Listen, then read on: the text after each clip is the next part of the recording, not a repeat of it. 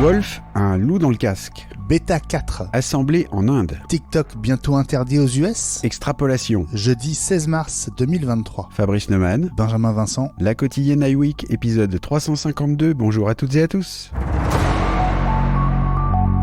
Deux nouveaux indices de l'arrivée prochaine d'un nouvel écosystème Apple autour de la réalité étendue. Un développeur en a trouvé référence dans du code open source mis à disposition par Apple sur GitHub. Deux nouvelles références, d'abord Reality Simulator et puis Wolf, le nom de code de la plateforme. On rappelle, Fabrice, qu'Apple a déjà déposé les marques Reality OS, Reality One, Reality Pro et Reality Processor. On sait aussi qu'Apple fait référence à l'OS en interne sous le nom XROS.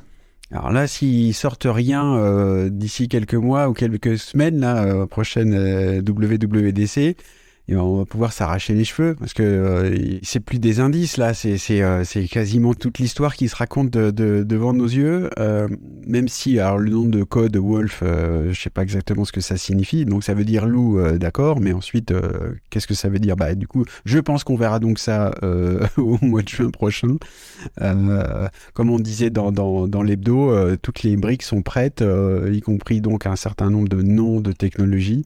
Voilà, donc il y aura forcément des annonces autour de la réalité augmentée et autres à la WWDC. Accrochons-nous. En tout cas, chers auditeurs, accrochez-vous, on va en parler toutes les semaines et voire peut-être même tous les jours d'ici le mois de juin. 16.4 rime avec Bêta 4 et ça tombe bien puisqu'elles sont arrivées il y a quelques heures. Bêta 4 donc d'iOS et iPadOS 16.4, tvOS 16.4, watchOS 9.4 et macOS 13.3 et aussi, j'ai failli l'oublier, une quatrième bêta pour le Studio Display, Fabrice. Bah oui, c'est quand même dingue, ce Studio Display qui, rappelons-le, en fait, est un iPad avec un grand écran et sans capacité tactile, puisque il fonctionne avec une version d'iOS quasiment complète, notamment potentiellement pour gérer la webcam qu'il y a dedans. Bon, voilà, 16.4 arrive bientôt. On sait que dedans, il y a notamment la nouvelle version de Apple Home pour gérer tous ces appareils, et puis d'autres choses. Ce sera une des dernières versions avant la présentation de iOS 17 de nouveau à la WWDC, qui, rappelons-le, je ne sais pas si on vous l'a dit, parlera sûrement de la réalité augmentée. Deux événements autour des AirPods, de Foxconn et de la Chine, révélés par Reuters.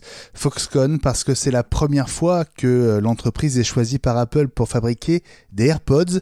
Jusqu'à présent, ils sont assemblés par plusieurs fabricants de moindre importance. Foxconn a d'ailleurs hésité vu les marges relativement faibles, mais le groupe On Eye a finalement accepté une décision plus stratégique que purement économique pour renforcer ses liens avec Apple. L'autre événement, c'est la délocalisation puisque Foxconn fabriquera ses AirPods non pas en Chine, mais en Inde, dans une usine qu'elle va construire spécialement au sud de la région du Telangana. Un investissement de 200 millions de dollars et les premiers AirPods made in India, Fabrice, devraient en sortir au plus tôt à la fin de l'année prochaine, mais c'est quand même un événement. Oui, c'est un événement parce que c'est une nouvelle étape, une fois de plus, vers un peu la sortie de la Chine, ou en tout cas de la dépendance totale à la Chine, y compris du coup pour les entreprises comme Foxconn qui ont donc 1 million d'employés sur le territoire chinois et qui vont être obligés d'en trouver ailleurs. La chose qui me fait sourire aussi, c'est que donc la construction d'une usine pour ce genre d'appareil, c'est quand même beaucoup plus petit, beaucoup plus rapide que pour fabriquer des processeurs. On sait que ça prend des années quand on veut passer pour faire une usine de fabrication de processeurs avec 3 nanomètres, etc. Là, pour fabriquer des AirPods, ça a l'air donc beaucoup plus facile. Et puis, c'est vrai que c'est intéressant de noter que probablement Foxconn a accepté un peu le couteau sous la gorge. Je force le trait parce que je pense qu'ils vont bien, mais qu'on a eu quelques articles sur le fait que les problèmes de fabrication de l'iPhone et le ralentissement de fabrication a quand même coûté pas mal d'argent à Foxconn. Donc ils doivent sentir, même eux qui sont si gros, le besoin de d'aller voir un peu plus loin, d'élargir leur portefeuille d'activités et donc y compris de sortir de Chine. C'est vraiment un mouvement de fond qui s'est engagé maintenant sur le départ de la Chine, l'arrivée en Inde, au Vietnam et dans d'autres pays, comme on l'a dit avant. La mondialisation est en marche plus que jamais. Et si TikTok était interdit sur les iPhones américains et en réalité sur tous les smartphones aux États-Unis, selon le Wall Street Journal, c'est ce qu'envisage de recommander le comité américain sur les investissements étrangers si jamais la société mère de TikTok, ByteDance de nationalité chinoise, refusait de vendre ses parts dans le réseau social. Une grande partie de la classe politique américaine lui reproche en effet sa trop grande proximité avec le gouvernement chinois justement, une menace insupportable sur les données des utilisateurs américains. Alors on sait que l'administration américaine a déjà pris la décision de supprimer TikTok de tous ses appareils. Là, ce serait une menace pour son utilisation par les Américains, les consommateurs, le grand public, les jeunes aux États-Unis. L'onde de choc serait énorme, Fabrice. Alors ce serait énorme et je pense que ça cache plusieurs choses. C'est-à-dire qu'on est en plein dans une guerre culturelle en fait. C'est-à-dire qu'au-delà de l'application, ça fait des mois, voire des années que beaucoup de gens reprochent à TikTok et le gouvernement américain en premier. Ça menace sur la confidentialité des données de ses utilisateurs, qu'ils soient américains ou pas.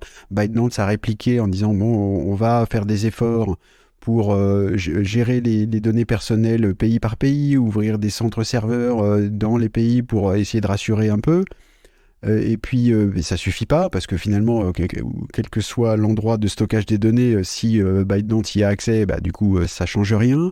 Il y a eu aussi des articles sur le fait que TikTok était différent aux États-Unis et même en Europe par rapport à ce qui était utilisé en Chine, c'est-à-dire que on soupçonnerait ByteDance et donc le gouvernement chinois d'avoir un TikTok intelligent en Chine et abrutissant dans les autres pays du monde.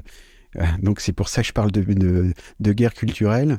Il y a aussi encore en sous-main, moi j'ai appris il n'y a pas longtemps que de la même façon qu'il existe un pixel Facebook pour donner à Facebook la possibilité de monitorer un peu l'usage de Facebook et la publicité et l'impact des publicités Facebook, il y a aussi un pixel TikTok. Et TikTok est donc aussi une plateforme publicitaire monumentale et donc je pense qu'on est aussi en train de parler de ça. Donc au-delà de la guerre culturelle, il y a donc aussi, comme d'habitude, une guerre de gros sous. Et on voit que du coup, là, ça passe par les voies plus ou moins diplomatiques et de pays à pays, de gouvernement à gouvernement. C'est donc totalement immense. Je trouve ça quand même assez fascinant pour un réseau social qui est parti, rappelons-nous, d'une application qui à l'époque s'appelait Musical.ly. Et il y a quelques années, qui a commencé à être utilisé dans les cours d'école, et on en est là maintenant à coût de centaines de milliards de dollars et de guerre culturelle. C'est le beau monde dans lequel nous vivons. Et puis le catalogue d'Apple TV+ continue à s'étoffer avec notamment une nouvelle série baptisée Extrapolation, dédiée au changement climatique et à ses effets dévastateurs. L'avant-première a eu lieu à Los Angeles. Sa diffusion commence demain, vendredi 17 mars. Alors il n'y aura que 8 épisodes sous un format un peu spécial, dit anthologie. Autrement dit, les épisodes racontent des histoires différentes, mais ils se rejoignent et s'entremêlent de temps en temps. Avec à l'affiche, entre autres, Fabrice, enfin pas toi, mais Tobey Maguire et Heather Graham. Ben oui, Apple a oublié de m'appeler, c'est quand même dommage.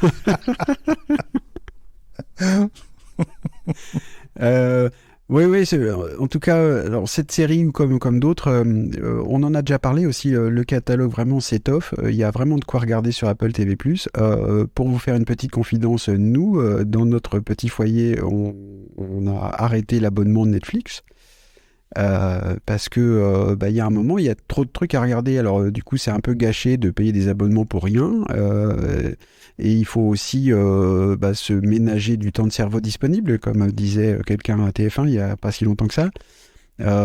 Et c'est quand même étonnant, justement, on verra comment ça se passe pour chez moi par exemple dans 6 mois, mais Apple TV+, a vraiment de quoi attirer un catalogue divers, varié, avec des séries dont tout le monde parle, dont Ted Lasso. Il Il y a vraiment de quoi se mettre dans les yeux avec Apple TV+. Je pense que j'essaierai de commencer à regarder ça aussi quand j'aurai un peu le temps. La quotidienne iWeek. Reviens demain.